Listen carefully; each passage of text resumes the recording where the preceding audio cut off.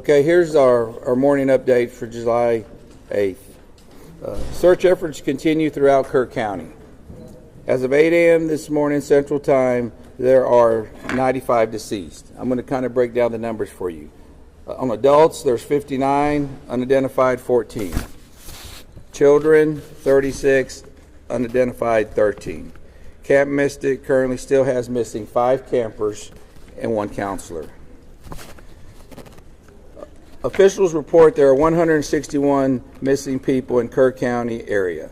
Community members are asked not to conduct debris management of their property until directed by law enforcement. There is also a no burn ban in Kerr County at this time till further notice. Let me give you a visual.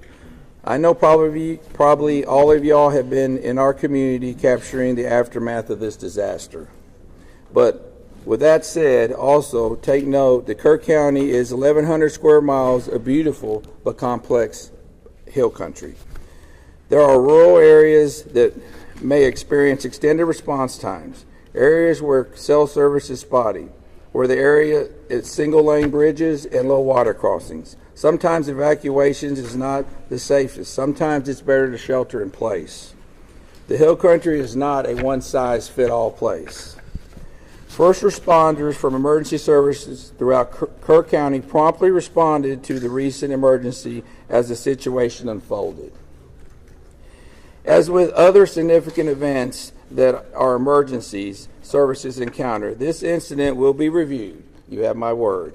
When or if necessary, if improvements need to be made, improvements will be made.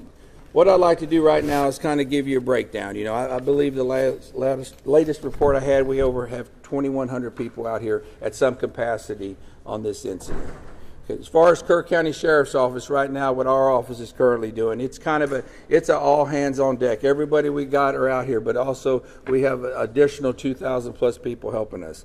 But as far as our patrol division, you know, right now they're involved in answering calls. Y'all have to remember, we still got day-to-day calls we have to handle. But they're also involved in different kinds of rescue and recovery efforts. My CID division, Criminal Investigation Division, is assisting with operations at the funeral home. They're also assisting with the identification process. My SOD division, Special Operations Division, is searching through heavy debris with heavy equipment. They're distributing assets with the Texas Game Wardens. They are also involved in recovery operations. Also, they're working with DPS special agents on all recovery processes and with the volunteer fire departments. Our communications is overseeing the communication operation liaison with DPS also. Our emergency management, Doug Thomas, is in the EOC Center. Also with my chief, they're both in the EOC Center. At this time, I brought a couple of the guys. I was going to let Captain Jason Waldrop say a few words. Jason has been in the field, hands on deck this whole time. I hadn't been able to get out of here a lot. There's a lot to manage here. He's actually witnessed several things. He's kind of going to give you a few ideas and updates on what's going on in the field, where he's been and what he's been seeing. And then we'll turn it over to Sergeant Jack Lamb. Captain Jason Waldrop. Nope. Go ahead. So the sheriff just wanted me to kind of give you all an update on some of the things that we as the sheriff department can do. One particular thing that we have done in order to help assist in locating the missing is we have coordinated a team with a local construction company, the Texas Department of Public Safety, some fire departments from within Kerr County, a fire department from Acuña, Mexico, and we are looking and searching the deeply impacted flood debris along the river. So these areas are where a lot of this debris is bottlenecked. So it's a lot of large trees, it's a lot of the vehicles, it's a lot of home structures have built up in these areas. So we are using very heavy equipment, excavators, skid loaders, to remove this material and do a deep impact search of where this is. So what we ask is, for those who are out there working, the local residents, the families of the missing, even some of the search teams, if you see these very large excavators working, please avoid these areas. We are trying to control these work sites. We have spotters on the ground, so as this material is being removed, we are looking for anything of a sign of a person that may be within this material. These operators have very limited vision with these large excavators, so please avoid these areas that they're working. We are still spotting areas up and down the river where we can take apart these materials and hopefully locate some more of the missing. So that's one main thing that we've been doing along the river to help this process. Sergeant Lamb. Thank you. Morning. Jonathan Lamb, Kerrville Police Department. We want to remind folks that if you've reported a loved one missing and they've returned home safely or been found safely, it's vitally important that you let us know that that person is no longer among the missing. We need to keep an accurate count, as accurate as possible. So if you've reported somebody missing and they've been recovered safely, please let us know. Go to the website kerrville-missing.dps.texas.gov or call 830-258-1111. And once again, kerrville-missing.dps.texas.gov, 830-258-1111. We are actively working to ensure that we have an accurate count so that we know who to look for. And now I want to talk to the people here in this community, inside the city limits of Kerrville, people in Kerr County. A few things. We know that folks are beginning to clean up. And we have large debris piles.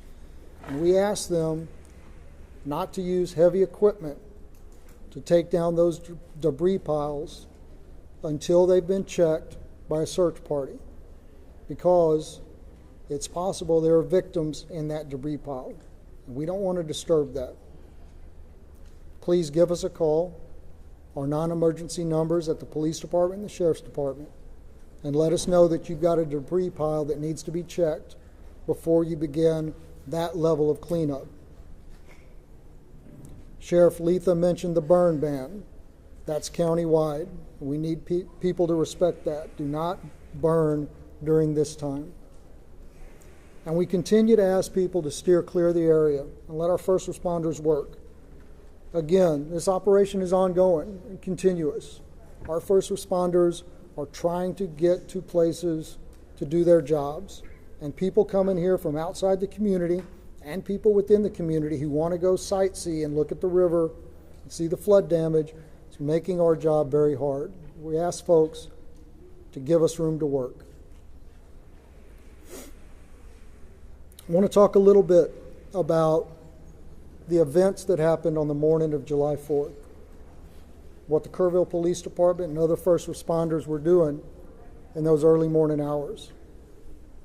And I want to start outside of Kerrville, out in Hunt. Now, for those of you who went out there yesterday with the governor, y'all know that Highway 39 crisscrosses the Guadalupe again and again and again. And all of those low water crossings, when they flood, they create islands where you can't get in and you can't get out, trapping people in their homes, trapping people in vehicles. And that's what happened on the morning of July 4th. One of our patrol sergeants lives out there in Hunt, and he got up, he got ready to go to work, and he realized when he hit the intersection of FM 1340 and Highway 39 that he was trapped on an island that was Hunt, Texas. And he saw people, dozens of people, trapped on roofs. He saw people trapped in swift moving water. He gave them encouragement over his public address system in his vehicle. He told them to be strong, that he would get to them as quickly as he could, and to hang on. And he knew he needed help. He went to another detective, Kerrville Police Department detective who lives out there, and he woke him up, and he said, "It's bad. I need you to get your gear on and come find me." And then he went back out. And for 13 hours, those two officers, along with some Hunt volunteer fire department firefighters, and an emergency room doctor provided care to that Hunt community. When it was safe to do so, they waded into the water and they rescued people. They got people down off of roofs. They collected them there at the Hunt School. There was a young boy with a pretty severe leg injury that was given first aid treatment throughout the day. Other people came. Many of them were injured. They provided first aid. They coordinated helicopter evacuations for the most critically injured, communicated the situation back to our emergency dispatch center at the Kerrville Police Department. When the waters began to recede, they knew that vehicles would be making their way out there when it was safe to do so. So they went back and forth, clearing out debris to clear a path for those vehicles. They saw helicopters flying back and forth, making recoveries upriver, evacuating those summer camps. And they were by themselves on that island that was Hunt, Texas, doing what they do, serving, protecting, and helping, until about 5 o'clock in the afternoon, when other emergency workers and high-profile vehicles were able to get out there. And here in town, the early morning hours is still dark. Our officers realized that areas of town that traditionally don't flood were going to flood, and that low-lying areas close to the river were in danger. Our officers spent hours going back and forth. In that first hour, they evacuated over 100 homes and evacuated and rescued over 200 people. And to say that doesn't even come close to explaining the actions that took place. Door to door, waking people up, convincing them that yes, the floodwaters are coming and you need to leave now. They rescued people out of vehicles. They rescued people out of homes that were already flooding, pulling them out of windows. They entered water. There's a trailer park that flooded in minutes. One officer was there by himself, and he realized, I need help. He sounded his siren, driving up and down those streets that were beginning to flood, calling on his PA system for folks to wake up and evacuate. And then 2 other officers joined him through first thigh deep, then waist deep, then chest deep water, as they went from RVs and trailers and rescued people, carrying them to safety through the water. Out on old FM 689, there were 2 people trapped in the water, clinging to a tree. 2 officers were there when a third one drove up. And one of them was wrapping a 100-foot flex line garden hose around his waist to go into the water and rescue those people. And those 3 officers went into the water, and one of them held that hose and acted as an anchor, while those other 2 made their way to those 2 victims, and they were able to evacuate them safely. Folks, I don't know how many lives our KPD team saved in an hour in Kerrville, but I know that this tragedy, as horrific as it is, could have been so much worse. And finally, I want to tell you about a member of our KPD team. These guys have been working around the clock. 4th of July traditionally is a all hands on deck event for us, because we hold an amazing concert on the river. On July 4th, it was an all hands on deck event for a very different reason. But our officers had been working without time off, without any downtime, 16, 18, 20-hour shifts, without complaint. Yesterday was the first day we were able to give a couple of them some downtime, So we sent an officer home to rest. But rather than taking a day off, a much well-deserved day off, he got up and he put on his gear and he volunteered to go out on foot with a ground search party. And he spent his day up and down the Guadalupe River, going over, under, around trees, searching for victims to try and reunite the missing with their families.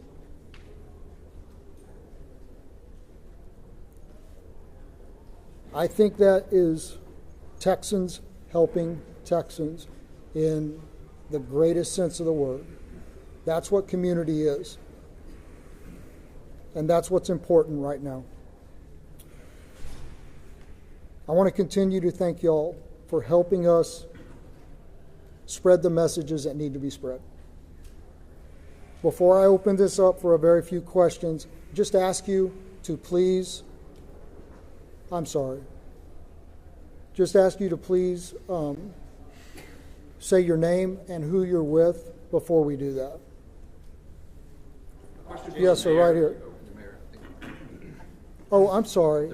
The mayor is supposed to speak now. I apologize. Mr. Mayor, I'm sorry. Good morning, everyone. As Jonathan Lamb has said, this is a story of tragedy, but it's also a story of heroes. Captain Walter, thank you for all you've done. Every first responder, thank you for all you have done. The recent numbers reported break my heart. And they break the heart of everyone up here, everyone who's been working since July the 4th. I want you to know, I think it's important for the public to know, I think it's important for the families to know. In that Emergency Operations Center, there's not little silos of departments and agencies. They're working as one team with one goal, to find the missing and bring them home. I'm grateful for every first responder, every helper in every field. Those who are feeding the hungry, those who are providing shelter to people who have no home, those who are providing clothing, who no longer have a wardrobe. I'm also grateful for the generosity of the world.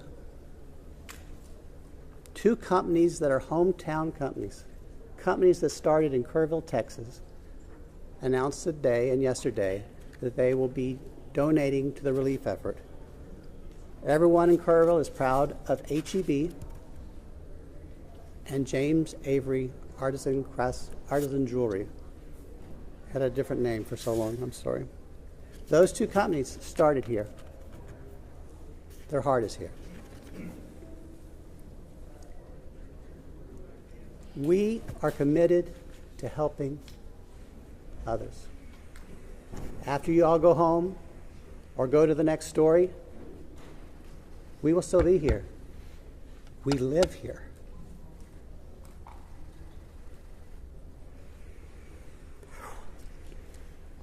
We've lost friends here.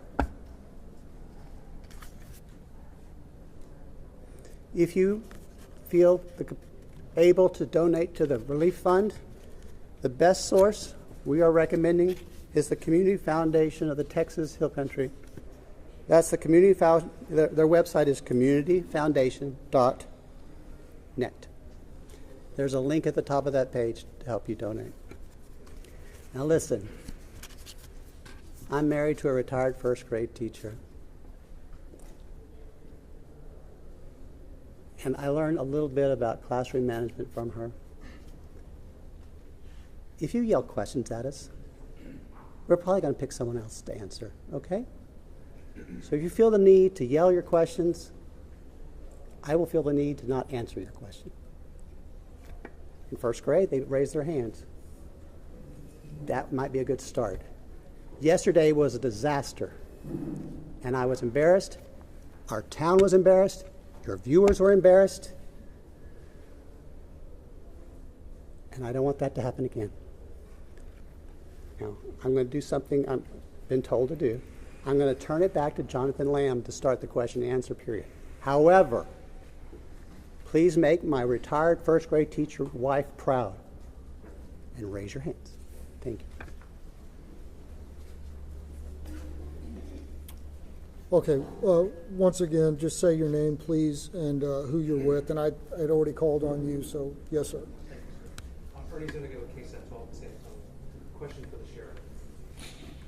The code red alert system has come under a lot of scrutiny in recent days, and now there's reports of a timeline on Friday morning where an Ingram volunteer fire department commander asked the Kerr County Sheriff dispatcher for the code red to be issued. The dispatcher says, I can't, I have to get a supervisor's approval for that. Almost 6 hours passes until 10 o'clock, when 10:04, when the code red is issued. How do you account for that lapse of time? What happened and what could have happened in that time? Okay. As I've said earlier, with every significant event, we're going, with every emergency, we're going to have to, there's going to be an after action. Please, y'all, listen to those words, after action, okay?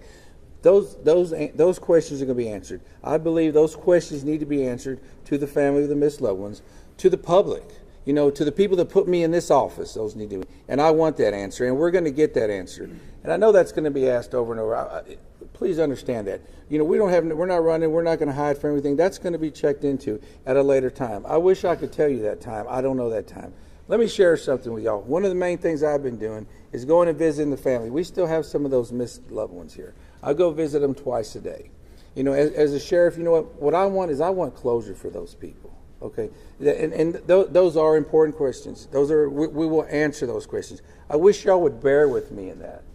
Okay, bear with me. We'll get them. I can't tell you in a week or two. Okay, we're going to get them. I'm not trying to deflect them. Okay, my primary. I asked you. I've been in this business 36 years. I don't know if any of y'all, how many of y'all have gave notifications, death notifications. I've done them. What is worse, a death notification or telling somebody I don't know where your loved one was?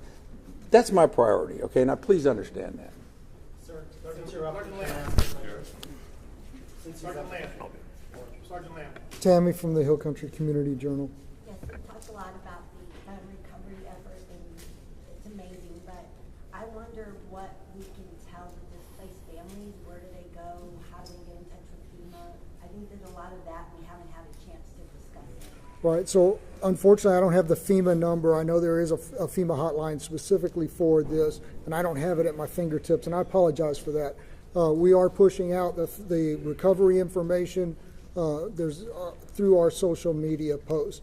The First United Methodist Church, 321 Thompson Drive, is still the shelter operation for displaced persons through this disaster. They are fully equipped and still accepting folks.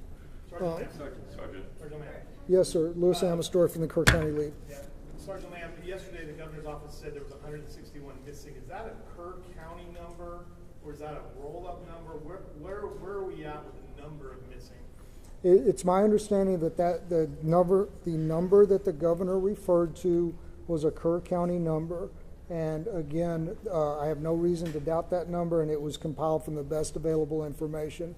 But we are asking folks to make sure that the numbers that we have are accurate. So if somebody has been reported missing and they have now been accounted for, please let us know that so we can revise those numbers and make sure that they continue to be accurate. Yes, ma'am. Thank you. Thank you, Juanita with Telemundo NBC. Yesterday, Governor-Abbott said that 2 days prior to the disaster, he had provided resources, and they were here on ground. I know this is a question for you or for the mayor, but he said you guys were prepared, that you had those essentials. What happened? Did you guys have those resources? Yeah, listen, I'm going to just say what has already been said. At the appropriate time, all of that is going to be reviewed and checked into. I don't have the answer to that question right now. I don't have that information. And rather than speculate, it would be irresponsible for me to do that. Mayor, So, could you speak on that? Repeat the question, please. Yesterday, Governor Greg Abbott said 2 days prior to the disaster, he had provided the town with more than enough resources to respond to the disaster. Were those resources here? Locals tell us they didn't see any resources. They didn't see anyone until hours after the disaster. Thank you. What resources did you guys have, and why wasn't there any response? Okay. I didn't see the governor's remarks. I haven't seen the governor's remarks. Last night we had a city council meeting, and I was required to be there. And so I'm sorry, I don't know what resources TDM had in place at that time. I know when I arrived at the Emergency Operations Center on the morning of July 4th, there were TDM personnel there. But what assets they were able to use that morning, I'm sorry, I do not know. Mr. Mayor. Listen, people are yelling, and I didn't really want y'all to. If you offer only 3 questions, then you're going to have people Guess yelling. what? You're in Kerrville, and we're going to do it my way. I understand that. but- Morgan Chesky, please. Mr. Mayor, records show that the concept of flood warnings have been discussed at least 24 times by the county. What's the biggest reason that these systems have not gone into place at this point? You know, Morgan, you and I grew up here. And I wasn't in office during those discussions. And frankly, I'm more focused on the future than the past, as you know. What I can say is the governor, the lieutenant governor, the Speaker of the Texas House have all provided us support, and they have all said this is a priority for the upcoming special legislative session. As mayor of Kerrville, as someone who grew up here, I am grateful for their support, and I look forward to what they propose during the special session. My last question will be you. Thank you, sir. Shimon Perkins from CNN. The lieutenant governor said that on July 3rd that the county judges and city mayors were invited on a daily call Thursday to discuss weather forecasts. Were you on that call? Were you invited to that call? And do you know if the county judge was also on that? I can't speak for the county judge. That would be hearsay. And I'm not going to contradict the information you have. But I will tell you, personally, I did not receive a telephone call. You weren't invited to the call? I did not receive a telephone call. And you were never given any information about what assets were brought into the area? So I wasn't invited to the call. I'm not trying to deflect, but I don't. Do you know why that, how that would, why that would happen? Or? Maybe I'm not a local mayor. I can't tell. No. All right. Thank you, guys. Please. From Mexico. All right, folks, I appreciate that, and I appreciate the decorum that was shown this morning. So, as y'all are aware, gentlemen, Sheriff, you still have people counting on you. just do me a favor. I'm not quite finished yet. All right. So, as y'all are aware, there's not going to be a 1500 presser. What we are going to do is send out an update, any updates through the email list. And once again, if you haven't gotten on our email list, that's going to be JIC, J-I-C, at kerrville-texas.gov. I'll give it to you again, JIC at kerrville-texas.gov. Thank y'all. Sergeant, what time did your fellow officer come up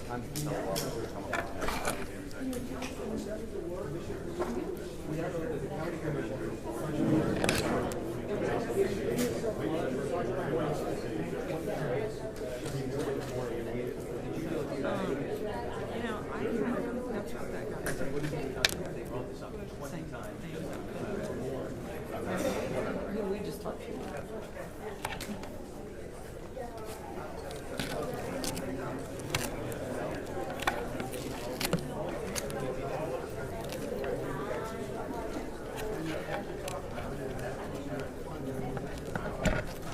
So much for that.